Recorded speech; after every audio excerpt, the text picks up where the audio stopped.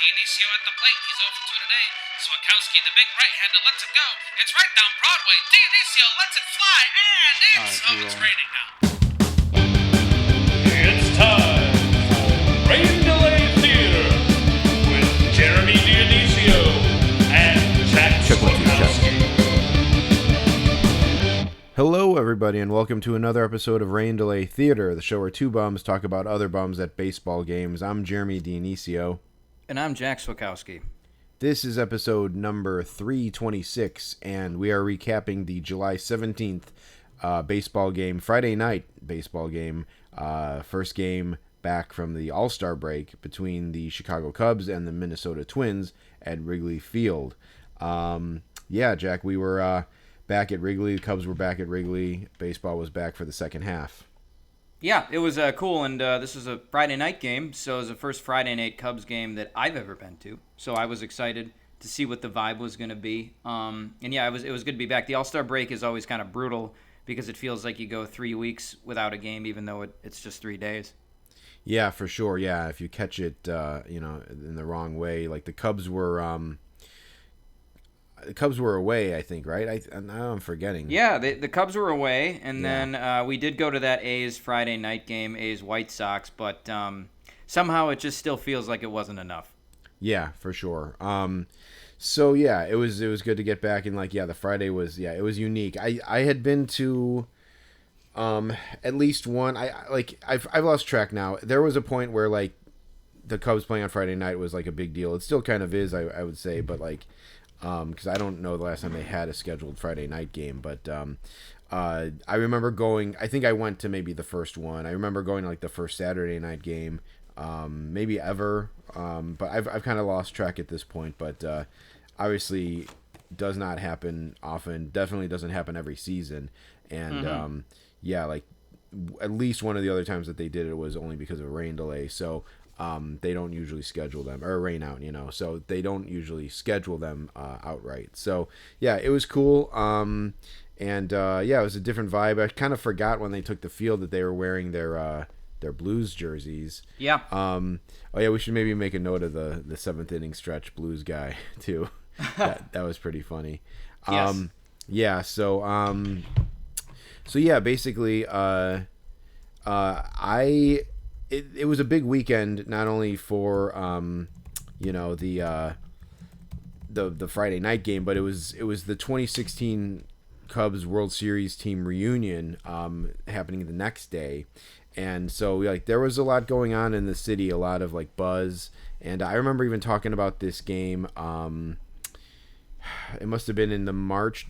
Jack, we went to the March Sports Spectacular together, right? We did, yeah. Yes, I think we were talking about it then, just about we're gonna have to look alive that homestand because there's gonna be a lot of 2016 guys in town, probably, right, including Friday night. So, my weekend started off getting to Wrigley Field for Cubs arrival, with the hopes that some 2016 guys would be there. I guess the night before, there was a podcast taping for the Rizzo Ross podcast, and they had a bunch of Cubs former 2016 guys there for that. And I was going to go ahead and graph that and try to get some guys. And this wildfire smoke rolled into Chicago and totally fogged up the city and smoked up the city. And it happened to us 2 or 3 years ago when we were seeing, I think it was Cubs Phillies game. Which we were at, and it was a very weird atmosphere.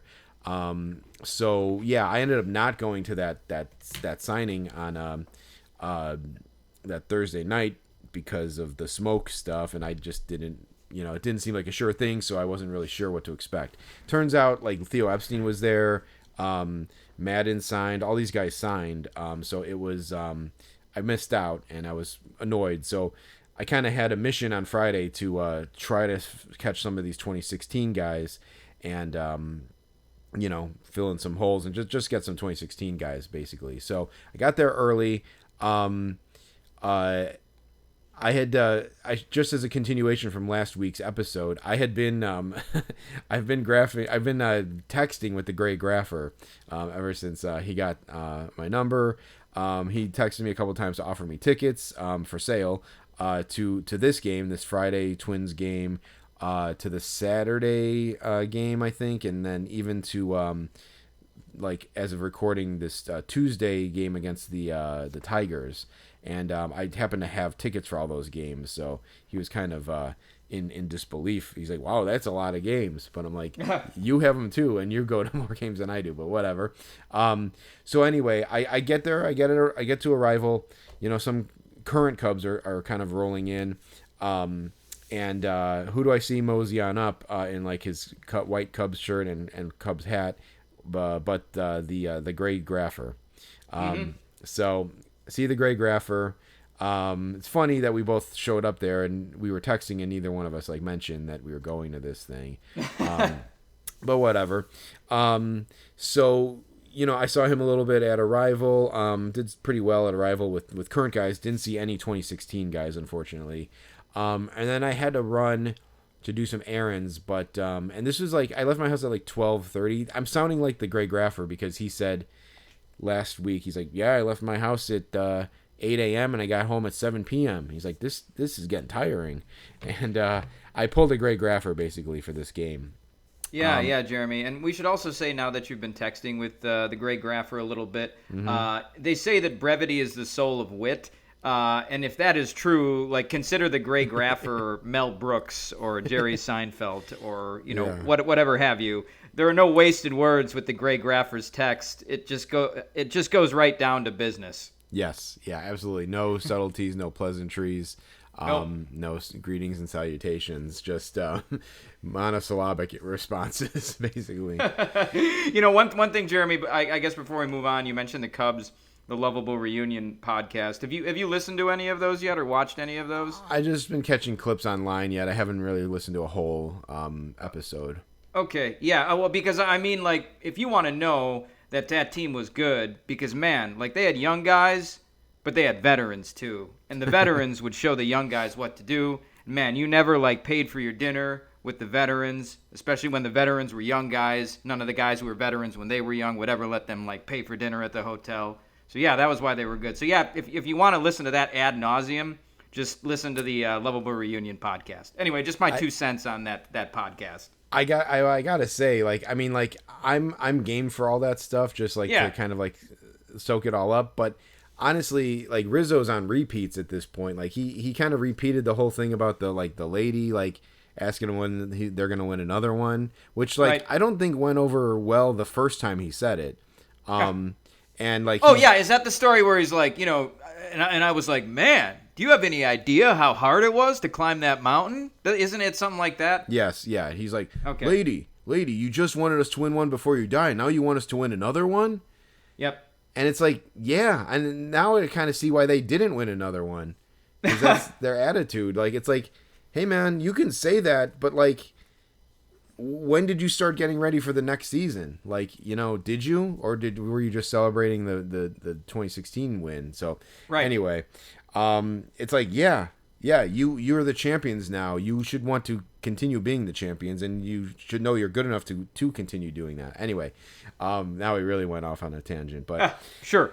I guess what I'm trying to say about the Friday stuff is like I ended up running some errands, and then I came back to the park. Never went home, and the gray I come back to the park, and the gray grapher is sitting on the steps of that like relocated cemetery field house that they put next to Wrigley Field, that weird like brick building. He's just sitting on the steps just killing time, and this is now at like 3:20 in the afternoon, and gates didn't open till 5:05, I think, or 5:35. So we're talking like 2 hours here of time to kill. And so I sit down next to the gray grapher, and we spend more QT, more quality time together, and just talking more about stuff, and just talking about graphers. This one was mostly about like previous graphing experiences and like graphing like histories, basically. Like if he was on the podcast, this is probably what we would ask him about. So yeah, I got that whole timeline, but there was one funny thing that happened during the Arrival. Basically, like, again, all the usual suspects were there. Josh was there, and Josh at some point I was talking to the Grey Graffer, and Josh runs up to us, and he runs up to the Grey Graffer, and he goes, "Hey, Grey Graffer," he's like, "I got rid of my unibrow," like he told me to or something like that. And or he like, "I got rid of my unibrow," and Greg Graffer goes like, "Oh yeah, did you use a shaver like I told you to?" And he's like, yeah, I did. And he's like, "All right, well, hey, good work." And I'm just like standing there watching this, and I go like, "What'd you do? You didn't pluck it, Josh?" And he's like, no. And the Greg Graffer goes like, no, they make those shavers now. It's easy to use. And I'm like, "Oh, well, be careful that you don't sneeze while you're doing it. You could take off like a whole eyebrow or something." Right. Like, I was just like messing with them, and like, I don't know, it just became this whole thing, and yeah, I'm like, that was weird. I don't know how that came about, but I felt like I needed to relay that one. Yeah, and you said that the Grey Graffer asked about me too and my whereabouts. Yep. Again, so I said to you, like, you were texting me about like 3:30. You're like, "Yeah, the Grey Graffer's asking you." I was like, "Jesus, man, I'll be there in like an hour. I'm coming." Like just tell him to relax. But anyways, I did eventually roll up. It was probably about 4:30 or so. And I guess just as happens in Gallagher Way, like, 2 minutes after I got there, I basically fell ass backwards into Cliff Floyd. Yeah. It was cool. Like, he was just wearing like gym shorts and a t-shirt with a baseball cap. It was not a Cubs cap. It almost looked like an Orioles cap, but he was just wearing and he might have had sunglasses on, and he was talking on a cell phone. And you were just like, "Oh, hey, there's Cliff Floyd." And, I finally bought a Floyd card, and I had it in my book, and I was like, shit, I have to get him now. I have to just knock this off because it's such low-hanging fruit. So I did go up to him, and I was like, "Hey, Cliff, you got time?" And he was on his cell phone, but I think he realized that I didn't want an interaction. I just wanted the autograph. So he signed for me real quick. He was cool about it, Jeremy. He signed for you, too. Yeah. But then across the street, there was this other guy who looked like Cliff Floyd, and he was dressed exactly like Cliff Floyd. And at some point, he actually got on a cell phone and started talking just like Cliff Floyd was doing. It was just really bizarre. It was like this guy was running interference for Cliff Floyd, or he was just like his exact double. Yeah, it was strange. Well, that guy is always there, right? So like, it's just like he sells like T-shirts and hats and like waters and stuff, just like right in front of the firehouse. So he's always there. It's him and like another like an older like South Side white guy or something, but this guy looks exactly like Cliff Floyd, and like, if you didn't know it, if you were just coming down there and you just saw him, you'd be like, "Whoa, Cliff Floyd!" Like, and then run over and get your book. But it's like, yeah, being around there, you know that he's not the real Cliff Floyd. But yeah, the fact that like at one point, like if you looked the right way, you could see them both in your field of vision. And I really wish that I would have like tried to take a picture with both of them in the frame. It would have been really awesome.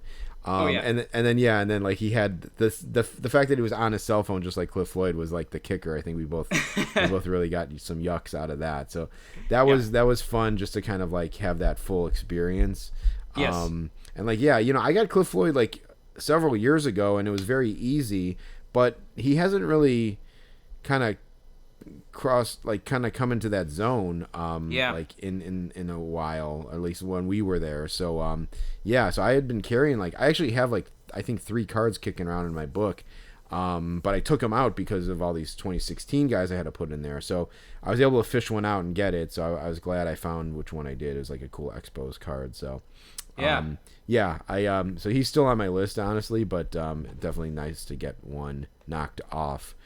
So yeah, at some point then we kind of go to we kind of make our way over to, we were kind of waiting to see if anyone else would kind of like turn up, but we basically walked over to the gate to try to see what we could do, and we got in line for entry, and we went over a couple like lanes to kind of get closer. But Grey Graffer was in one line, Josh and some other kids were in another line. Grey Graffer was talking to some like Twins fan, and he was just holding court over there. He was just like yucking it up. Josh was his little like court jester, like doing his bidding and stuff, and Greg Graffer was just holding court, just riling things up and just kicking up some dirt. And at some point, he kind of motions to us, and then he's like, "Hey, Jack, like what you here or something?" Yeah. But then he comes over and like he kind of makes kind of like a distasteful joke about us and kind of blamed it on Josh. Yes. And then like we look back at Josh, and Josh goes like, no, it wasn't me, and like Dennis is just like yucking it up, and it was just goofy. Yeah, it was goofy, and folks, this joke, like Jeremy said, it was distasteful. Just if you could imagine what the lowest hanging fruit possibly for a joke could be, that's what the joke was, which is often par for the course. I will say my nickname from the Grey Graffer is now Jack Mehoff. Did he say that to you?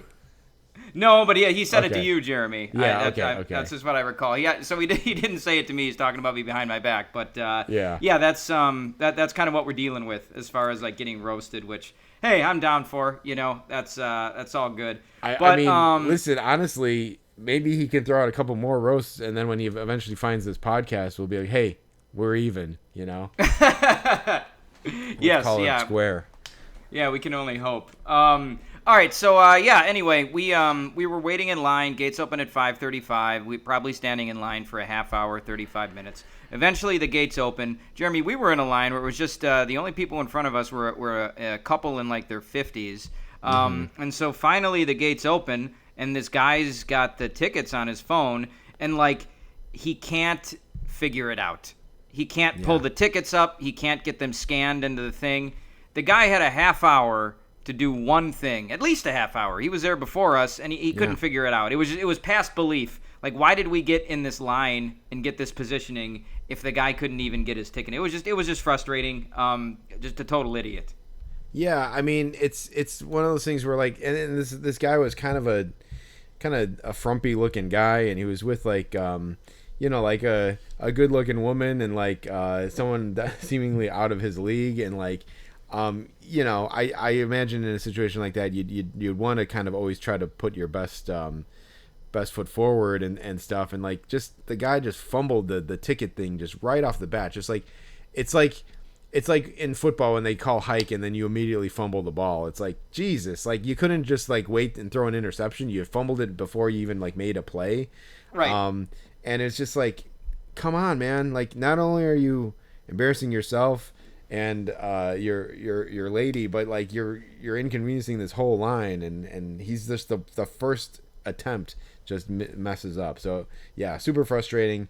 We do eventually get in there and run up the stairs. I heard Greg Graffer yelling like, "Hey, go charge, run up, high stick, get your feet up," like as we were running up the stairs. And I was just like, it was just like putting my head forward and just like getting in there. But he was definitely like kind of like chiding us as we were like running up the stairs. Yes. But we do get in position, and it wasn't before long. I mean, I think this was very quick. Grady Sizemore stumbled upon us. Yeah, he did. And he was pretty easy to get. He came right over and signed when we called. He was about to go shag in right field. But god damn it, Jeremy, the fucker went off my card. Like, there was no reason for his autograph to be as crazy as it was. And like just in the very last loop where like he's trying to sign, he went off the card. And I could see his arm like spasm, and then it went off the card. I mean, when a guy goes off the card, like, it happens. It's just a thing that happens in in-person graphing, like when an autograph gets smeared, right? Like, or if a card gets dinged up. It's just one of those things that if you get a lot of autographs, you're just going to have to kind of live with every once in a while. It's just part of it. But yeah, man. I mean, I was frustrated that he did that. So I gotta get him again. I gotta get him on a cleaner one than that. Yeah. I remember his autograph being kind of crazy when I've gotten him before, and I guess the irony is that he didn't go. He did 2 of 2 for me and didn't go off any of them. So I guess Right. I got him. I kind of got him like. Maybe I wore him out a little bit with my 2, and he got that twitch on yours. But I mean, it's never it's it's never ideal when that happens. It's happened to me before for sure. I think the reason he did it, because I'm looking at the card now, and it's a heritage card, but all it is like his upper half and torso holding a bat. Yeah, you saw the card. You know what it looks like. Yeah. I think what he wanted to do was sign the entire card, like just throughout the entire picture, and it just like it screwed it up. So like I have a card of him catching a ball in an outfield or in the outfield. I'm confident that he'll sign that one smaller, just because like the picture of him is smaller. Like I think he was trying to sign the autograph to scale, like in terms of his body. So I think that's what screwed it up. So anyway, I know the Twins come back to play the White Sox this year, and they'll be back twice next year with the Sox again. So he seems like a great signer. What I'm saying is I'm gonna try to get him again. Yeah. He seems pretty reliable. So that definitely seems like a thing that can happen. Grady Sizemore signed. We got a couple other guys during pregame.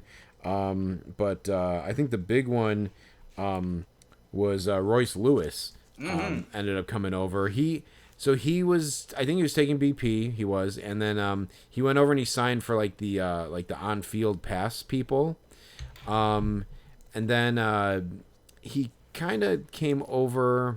I guess he kind of came over by us. We were kind of near the infield, and we called for him. And then maybe that's when he. I don't know what he was doing. Maybe he hit and then he was fielding and then he passed by us, didn't stop by us, went over and signed for the on-field people, and then just came back over by us, kind of like unsolicited. Like no one ever called for him like a second time, as far as I could tell. But I think he kind of like clocked that we called for him, and he came back over, and he signed for everybody who wanted one, and then some. Yeah, and when you say and then some, we're talking like he recorded a video for somebody's grandma on like the kid's phone. And this was much more wholesome than like Bryce Harper making a FanDuel video. Jeremy, you had a good impression of what that Royce Lewis video sounded like. Can you do that for me again? Just like what he said? Yeah, absolutely. So it was like this, like that. So he's like, "Can you record a video for my grandmother?" And he's like, "Yeah, sure. Let's go." And then the kid pulls out the phone and he's like, "Hey, how you doing? This is Royce Lewis from the Minnesota Twins. Thanks for coming out. Thanks for being a fan. Thanks for watching us all the time. And nice to meet you. Thanks." And then like that. And then he's like, "All right, thank you, Royce." And he's like, "Yeah, no problem."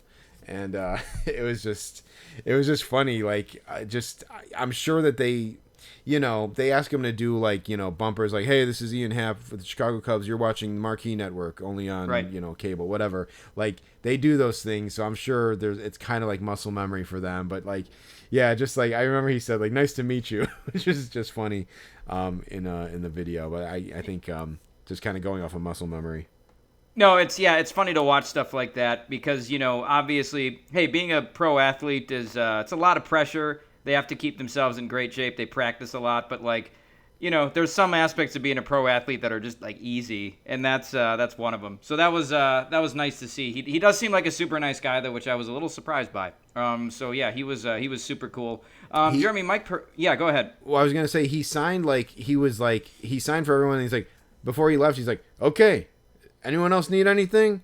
And then we're like, "No," and he's like, "All right, thanks." And then he ran off. But it's like, yeah, man, he like wasn't going to leave until everyone got his autograph. It was just kind of pretty crazy, honestly, unbelievable. Yeah. Heck yeah. And so then they had started to bring the tarp out a little bit.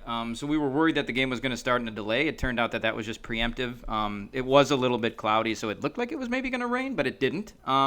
Which was cool. But anyway, it seemed like the Twins kind of accelerated the end of their batting practice to just get off the field in case something happened.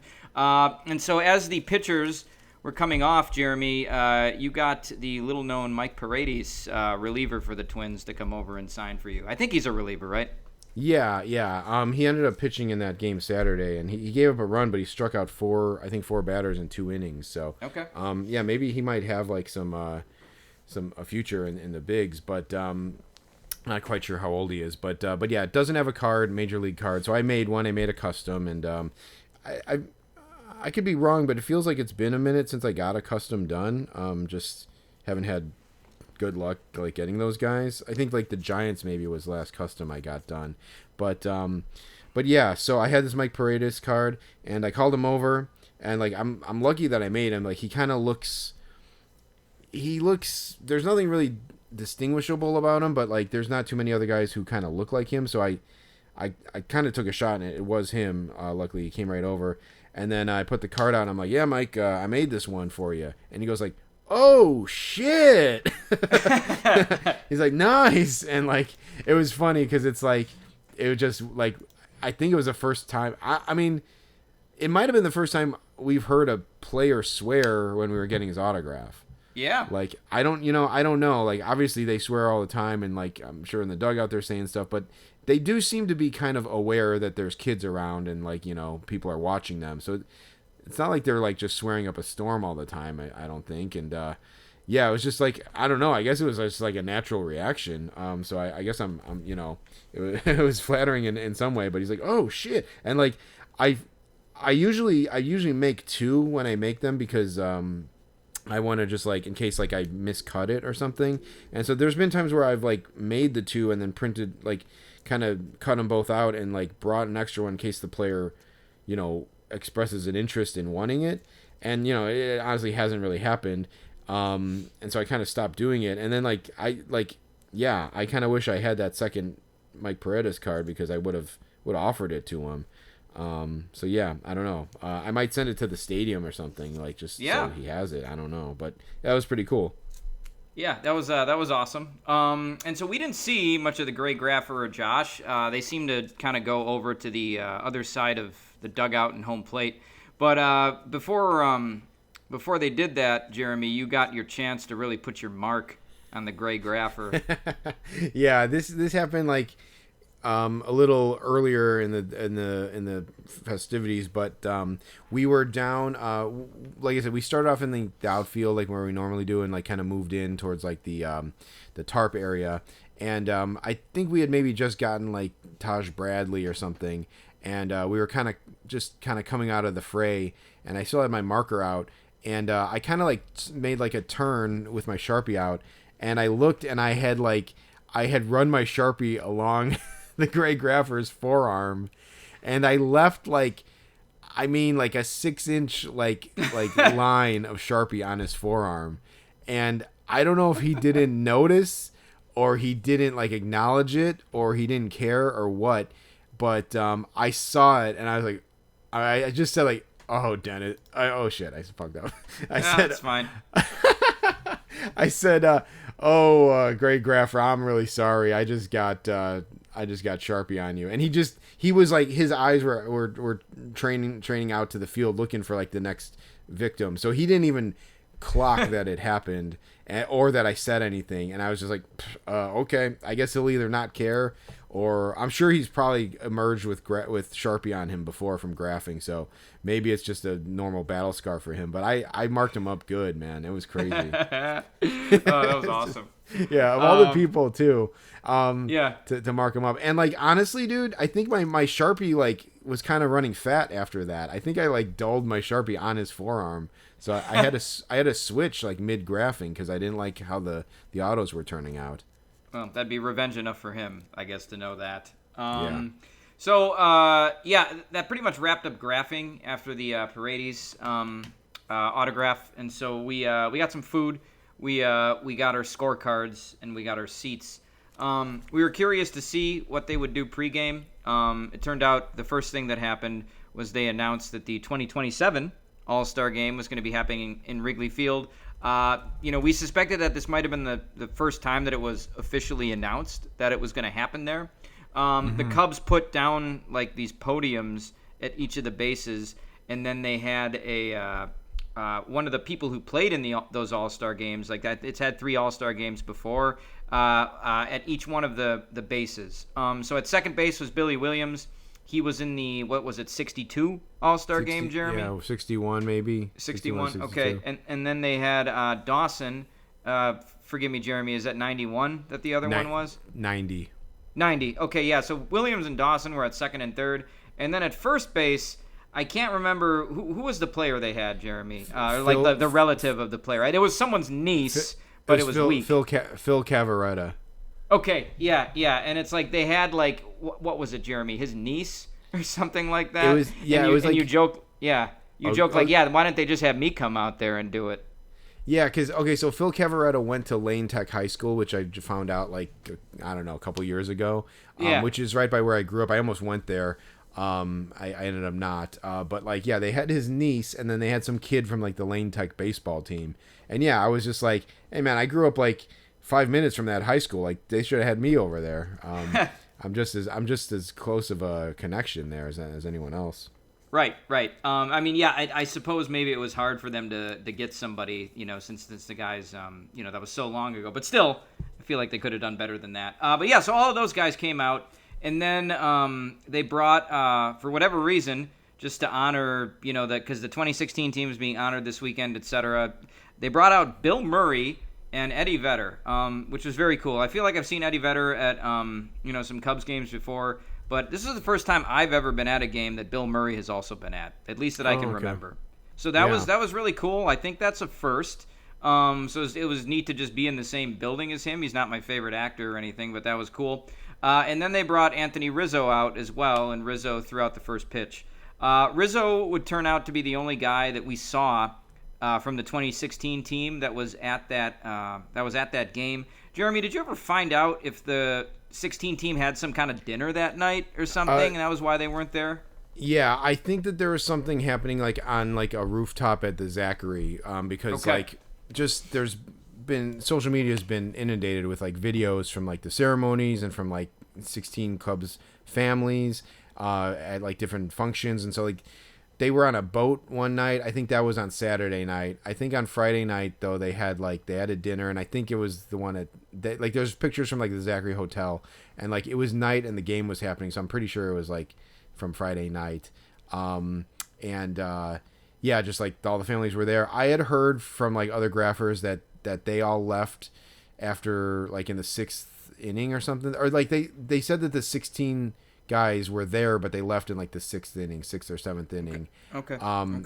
Bill Murray and Eddie Vedder left early on, like 5th or like 6th, 7th inning, and I think Rizzo did too. And so some people told me that Eddie Vedder and Bill Murray both signed. Some people said like that they got some 16 guys when they were leaving, but yeah, we were at the game, so like it was just short of like leaving or maybe camping out right by that exit during the game, it would have been hard to get them. I've been carrying around a Bill Murray card, and like but I don't know, like he's a weird guy sometimes. Like he like there's some videos of him like yelling at people, so like I kind of, as much as I want to get him, I also don't want to like have like a bad experience with him, so it's kind of a weird thing. Sure, yeah, 100%. Well, I'm sure there'll be a chance for it eventually. Just to be frank, this Australian dude and this girl sat down behind us. They were there for like 2 innings maybe until they got bounced from their seats. It turned out they were in the wrong section. Jeremy, do you want to do your impression of what this guy said when he was getting bounced? Yeah, so like he was behind us with this girl, and he was talking, and he had I can't do the accent, but sure, he was doing like a thick Australian accent, and this other group of people came who ended up being more annoying than the Australian guy. They came and they're like, hey, I think you're in our seat, and then the guy he's like, what section you got there? And the guy goes 231 or 232. And he's like, what are you, 231? And the Aussie guy goes, this 233, this, shit, I fucked up. He's like, this 232, mate. And then the guy goes like, and then everyone like, and then like, I think I said it, and like other people go like, this is 231. And he's like, oh, okay, we're in the wrong seats. And then they like got up and left. And then they like sat down, then like those new people sat down, and they were like, yeah, man, you kicked out this English guy, and he's like, oh, I heard an Australian accent, and he's like, oh, well, I heard him call you mate, so I thought he was British or whatever, or English, and whatever. They both groups were dopes, but yeah, this guy he was so confidently like saying that he was in the right section, and it turns out he was in the wrong section. So yeah, and Jeremy, once that Aussie guy got bounced, you turned to me and you said, I think he's going back down under. That was good, man. The great grapher would have liked that one for sure. That one wasn't. Yeah, I wasn't. That's funny. I don't even remember saying that one. That's funny. Yeah, that was great. So yeah, the Twins have a player, Alan Roden, outfielder, started in right field. And this was either to lead off the second inning or the fourth inning. I'm looking at my box score here. I can't remember when it was. It doesn't really matter. But the bases were empty when he was, and it was very early in the game. And it was the first pitch of the at-bat, and it was called a strike. And Roden challenged it, and it was the best-looking strike I've ever seen, Jeremy, I think. Yeah. Roden was trying to say it was a ball. It was right in the middle of the strike zone. So early in the game, nobody on base. He does a challenge, and it's a terrible challenge, completely a strike. And this guy's a rookie. I think he's a rookie, Jeremy. He only had 14 at-bats this season. I don't remember hearing his name last year, so I'm sorry if he played at all. But it's like this guy should not have done that challenge in that situation with that pitch. No, it was. I think it was the bottom. It was the top of the second, and he struck out looking to end the inning. But I think he had some time last year, but that's it. Like, just certainly not like a full year of service time under his belt. And then 55 games. Okay, there you go. Yeah, so not didn't make sense at all that he would take that opportunity. To use one of the team's challenges. So, yeah, that was bad. And then he made a bad play later on. I think he threw home trying to get PCA scoring, and then it allowed a guy to get to second base, I think. And I think the Cubs ended up not getting that guy in, which was annoying. But bad throw to try to get PCA at home, on a fairly deep base hit to right field. So he had a bad game. He didn't really contribute anything. He would go on to go 0 for 2 and get lifted, midway through the game. So not a good game for him. Not a good challenge. And he's actually going to come up a little bit later too. Roden will during graphing. But Jeremy, these people behind us were annoying. There were various points in the night when you and I were trying to have a conversation with each other, and we were just we were trying to put our heads together confidentially and talk, and even still we could not hear each other because these people were just being so freaking loud. It was annoying. But this one guy, he told a story about PCA, and it was just one of the worst stories I've ever heard, man. The story just went nowhere. Yeah, so the first thing, okay, so there's two guys, and maybe there was their girlfriends or wives were in the middle. I don't remember, but the two guys were talking, and they were definitely talking over someone, and they're both in both of our ears. But one guy goes so Pete Crow Armstrong, having a great year, or no, he goes PCA's having a great year or something like that, and the guy goes, who's PCA? And then the guy goes dude, he's I don't know what he did actually kind of chastise the guy, but I'm how do you fucking not know? He was saying that, but also how everyone was thinking that, we were thinking that, but yes. that's just bad.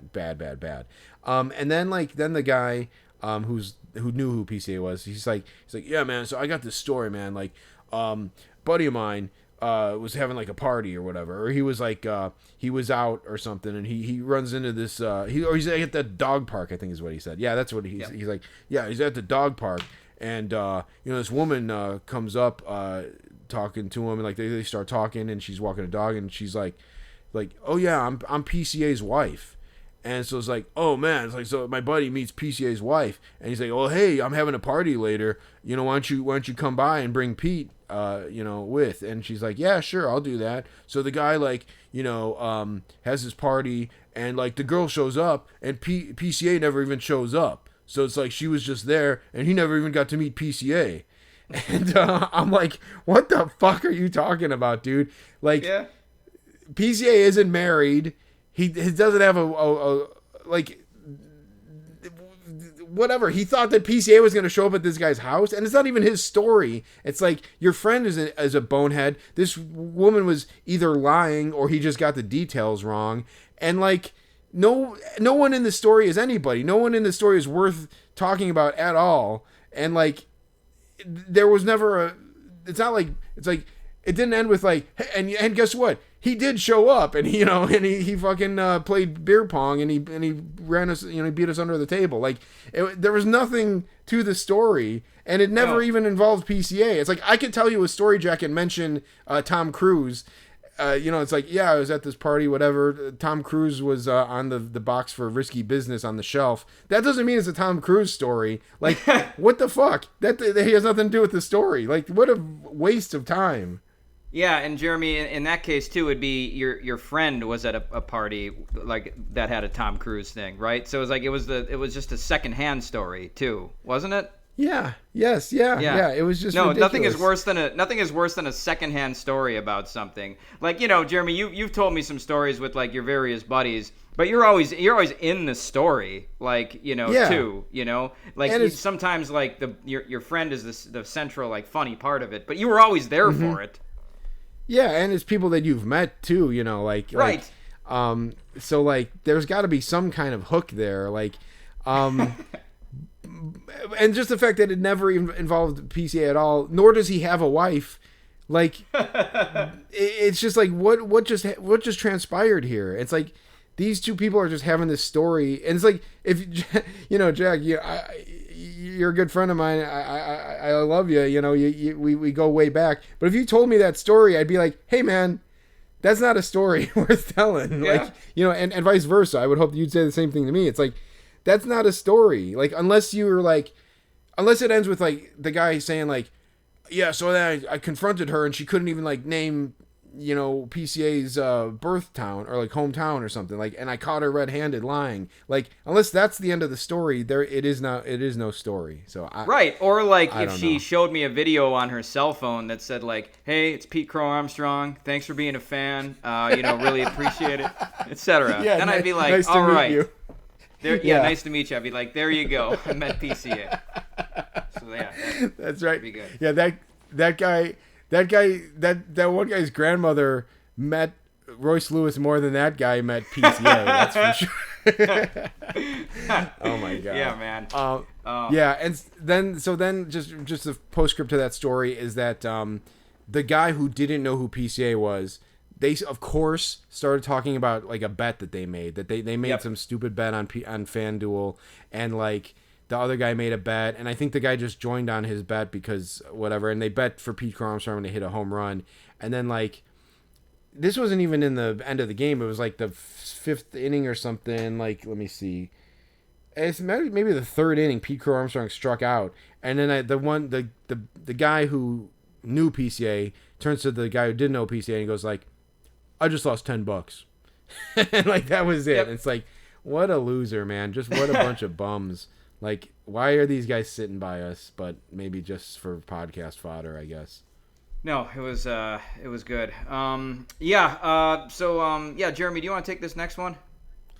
Yeah, so this was kind of a throwback, which I don't know if this came up on the Rain Delay Theater before the podcast episode, but we were at a game years ago. I think it was Cubs Padres maybe. We were sitting in like the left field corner down the line, and there was some guy who was there by himself, and he had an iPhone, and he was trying to take one of those panoramic photos with the pano photo setting, and I saw that he was doing it wrong because you have to hold it like portrait style instead of landscape style, and like he was doing it wrong, and so I kind of like interjected myself into this guy's life, and I said like, hey man, you got to hold it this way, and he's like, oh thanks, and then like he did it, and like it was like half helpful, half like emasculating, I think, to do that, and I kind of felt weird about it. I'm like, I didn't have to do that, but I was trying to help him out, but like maybe I was doing too much, whatever. There was a woman in front of us who did the same thing, Jack. I don't know if did you clock it at all when she was doing it? No, I didn't clock that.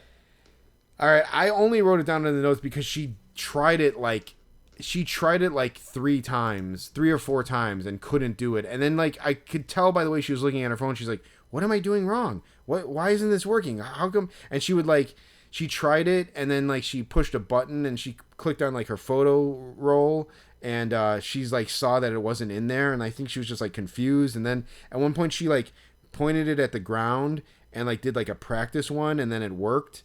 And then she she's like, okay, fine, that worked, and then like deleted it and then tried it again, and like she was just like having a hell of a time trying to do it, and I'm like I'm not gonna get involved in this. I just let her kind of like struggle, and she tried it like 4 times before she like was able to do it. It went on for like at least a half inning. Okay. I completely did not clock this at all, but I do recall that photo drama from a previous season, so it's a good callback. Funny. There was a funny 7th inning stretch in this game.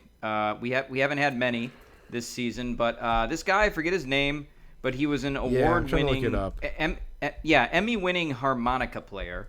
And he was very eccentric, and he said, hey, like, I'm a jazz musician, and we say in jazz, the louder you are, the better we play. So like, let's get loud. And this guy was very enthusiastic. It was probably the most enthusiastic 7th inning stretch I can remember.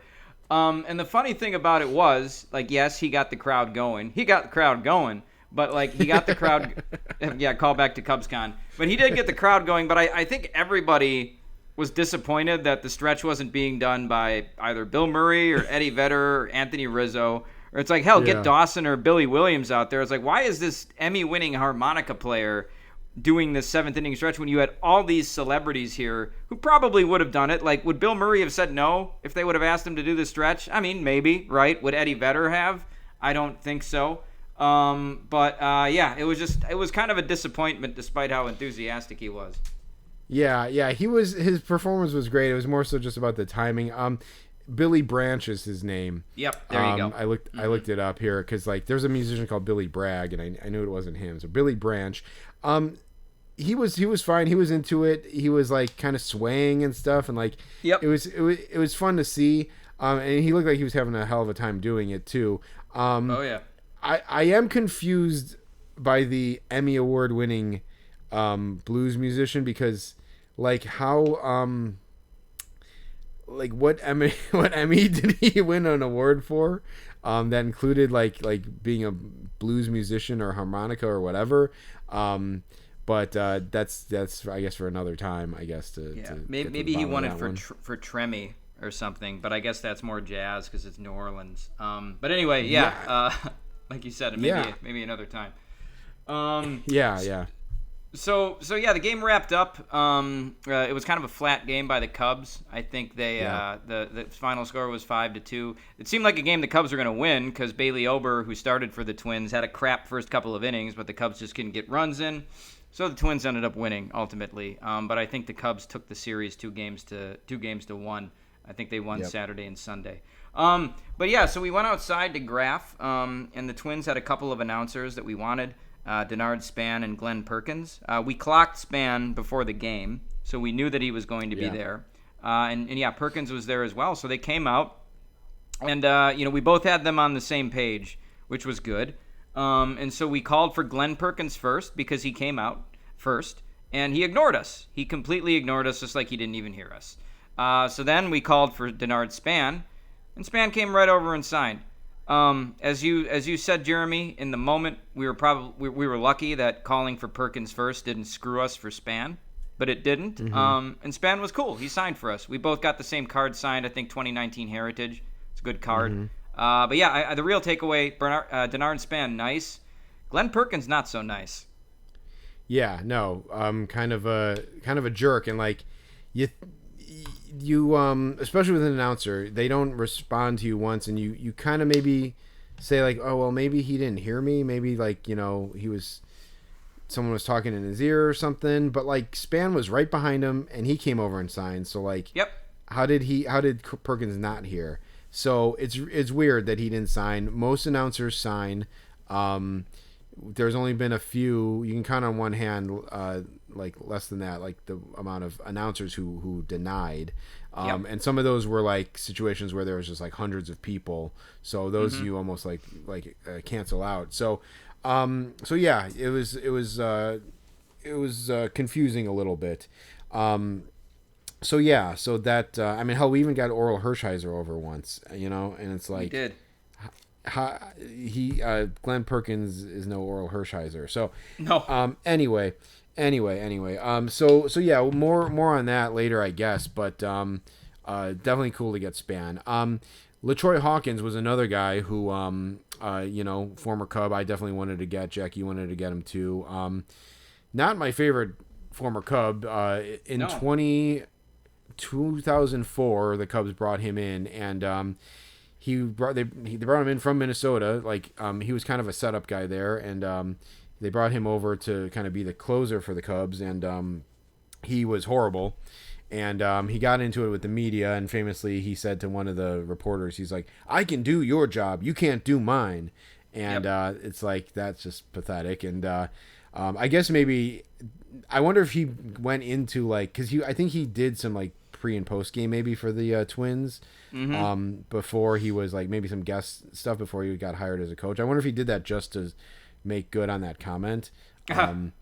But yeah, he came out, and we called for him, and he like was kind of like had like 1,000-yard stare, and then just like ignored us and got on the bus. Yep. Yeah, it wasn't good. And he was probably my number one, maybe even for you too, Jeremy. So that was disappointing. And then I know you're going to record this a little bit later, but you said it was similar results the second time you tried it. So yeah, still yet to come. If Hawkins is a nice guy inside, we didn't really have the opportunity, at least on Friday. One guy that was really nice though, I didn't know anything about this guy. Jeremy, you said you heard the Greg Grafford talk about it, but Pablo Lopez was super nice. He was on the 60-day IL. I almost didn't even bring him because a lot of the times I won't bring the guys who are on the IL. Whatever reason, I had a good Pablo Lopez heritage card, so I brought him. We got him over and signed, and he signed for everybody. And you had an interaction with him. Yeah, it was cool. Yeah, the Greg Greffer had said, like, he's like, I got nothing left for the pitcher, the guy who's injured. Who is it? I'm like, Pablo Lopez. He's like, yeah, I got nothing left for him. So it sounded like he was a good signer. I had him sign this Tops Now card from 2021, where he it's Pablo Lopez, fans' first 9 batters faced to set new MLB record, and the record that he broke was Jim DeShay's, who had struck out 8 in a row, and so I had it, and Lopez saw it, and he, as he was coming over to sign, he's like, "Oh, that's a cool one." And I'm like, "Yeah, man, like broke the record." And I'm like, "You broke Jim DeShay's record, didn't you?" And he's like, Yeah. And it was kind of funny. Like, he kind of said it in like a semi-regretful sort of way. But Right. yeah. So I wish I could have asked him like if he had an interaction. I think maybe DeShay's had like when he broke it. I remember DeShay's talking about it like on the broadcast. Like I think he was tongue in cheek saying like, "Oh, you took me out of the record book. That was like the only thing I was in there for." So it's slightly bittersweet there for DeShay's, but it was cool to get Lopez and cool to get him on that card. So and cool to have that interaction. So yeah. So that was big time. And then so just in terms of the people around us, really the only people of note were these drunk guys who looked like they were in their early to mid 20s, who said that they went to high school with Alan Roden. And so, it's not the first time something like that has happened. Thankfully, they weren't trying to collect. I don't know if Roden is a German name, but like for the German Youth Baseball League or something, trying to get him over here. Like one guy was trying to get Valleca. No, these guys were just drunk, and they said they went to high school with Roden. So we were like, okay, maybe Roden knows these guys. I didn't have a Roden card, but you did. And so, when somebody knows a guy, stands to reason that they're going to be able to get that guy over there. And he'll sign. So maybe you could have gotten him. But Jeremy, they had an interaction with you. They didn't really, because you were kind of on their side, whatever. So this is like the balance of things with like, I had kind of a nicer guy on my side. You got the shit detail this time. So yeah, these guys said a few things to you before Roden actually came out. Yeah, they came over and like it felt instantly that they were being like antagonistic towards me, like because I was there like trying to get autographs, and they saw my book and like he's like, "Oh, you trying to get autographs, man? Cool, man, that's awesome." And like it just felt like sarcastic and pejorative or whatever, just disrespectful. And like he's like, "Oh yeah, man, you got the book and everything, man." It's like, look at all those cards you got, man. He's like, would you sell some to me? He's like, and he's like, "Oh yeah," he's like, you guys, you sell them, right? Like you're just trying to And he's like, oh yeah, but no blue Sharpie, right? No blue Sharpie, right? And I go like, yeah, that's a TikTok thing.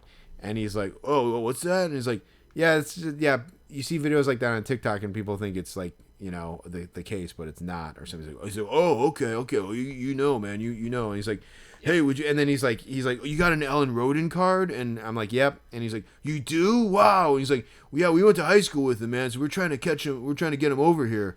And I was like, okay, yeah, whatever. And then he's like, hey, would you sell me that book, man?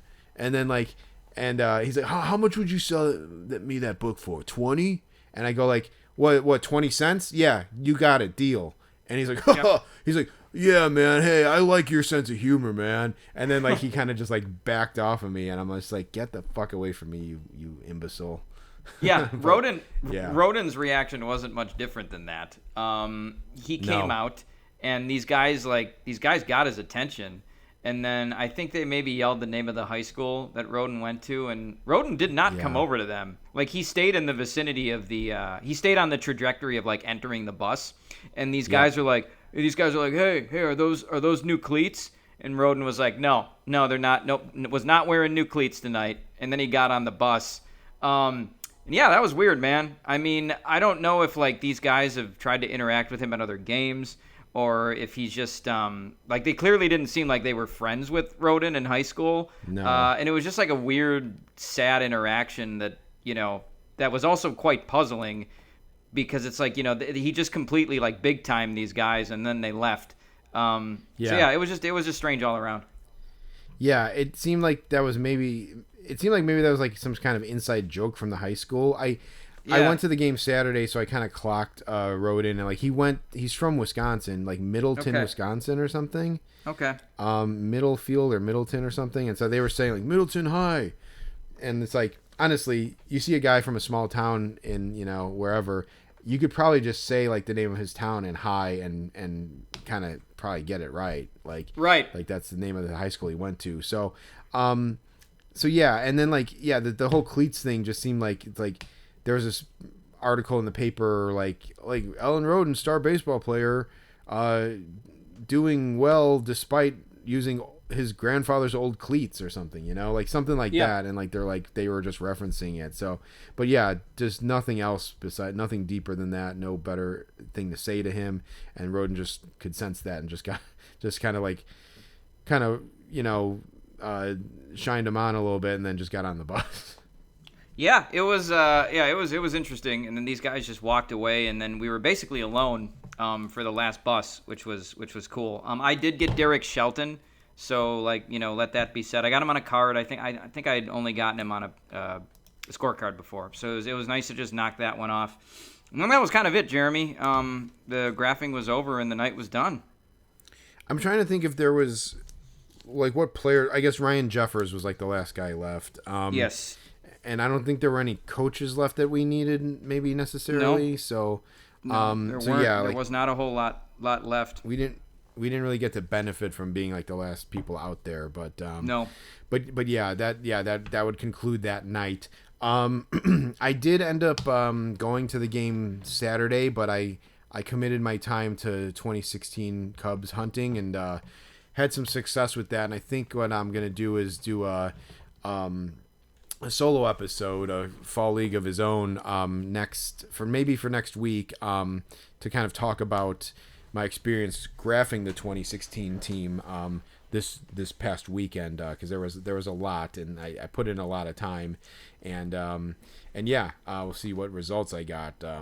But I did go back, so I didn't do any Twins on Saturday. I will say though, I did get in to the Gates Open on Saturday, and I had a chance to get a couple pitchers who were throwing in the outfield. I called for Nance, and he said like, I called for him Friday, and he said like, I got to get on the bus, and like it was legit, like the bus was leaving right after that.